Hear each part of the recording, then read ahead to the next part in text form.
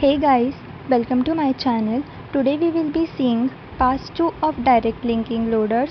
If you have not yet seen my video on pass 1 of direct linking loaders, then please check that first. I will mention the link in the description box below. Now let's start with pass 2 of direct linking loaders. So as we saw that in pass 1, all segments were loaded into memory and symbols were stored in global external symbol table. So in pass 2, we will load the text and relocate and link the address constants. Now let's see the flowchart step by step.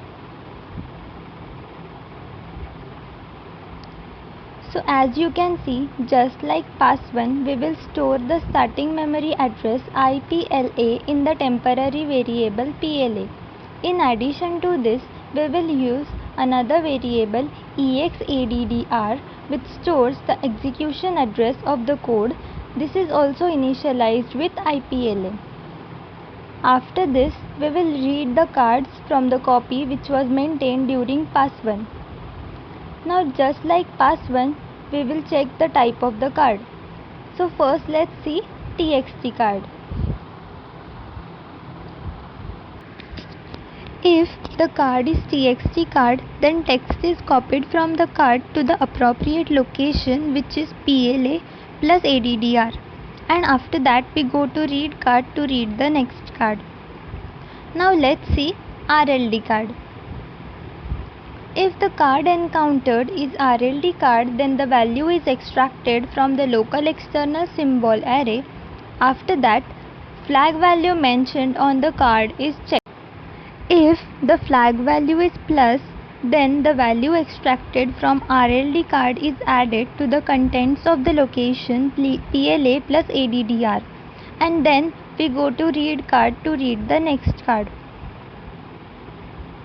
But if the flag value is minus, then the value extracted from RLD card is subtracted from the contents of the location PLA plus ADDR, and then we go to read card to read the next card. Now let's see ESD card. As you know that ESD card have 3 types, so we will first determine which ESD card is being read. If it is LD card, then no operation is required and we go to read card to read the next card. If the card is SD card, that is segment definition card, then we store the value of segment length mentioned on the card in a temporary variable slength, and we will store the PLA value in local external symbol array and will go to read card to read the next card. If it is ER card, that is external reference card, then we will check whether that symbol is present in the global external symbol table or not. If the symbol is present, then ID value in local external symbol array is set to value and we go to read card to read the next card. But if the symbol is not present, then error will be displayed saying that the symbol is undefined. Here the symbols which were stored in global external symbol table in pass 1 are used. If the card encountered is end card, then we will first check if there is any address specified on the card or not. This address is considered as execution start address. If the address is specified on end card, then EXADDR value is updated by the sum of PLA and that address value present on the card, and we go to read card to read the next card. But if the address is not specified on end card, then PLA value is updated by adding S length to it, and then we go to read card to read the next card.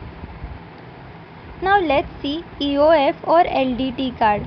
EOF means end of file card and LDT means loader terminate card.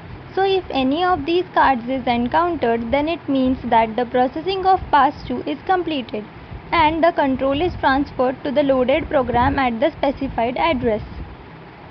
So this is the entire flowchart of pass 2. I hope you liked this video. Thanks for watching and don't forget to like, share and subscribe to my channel.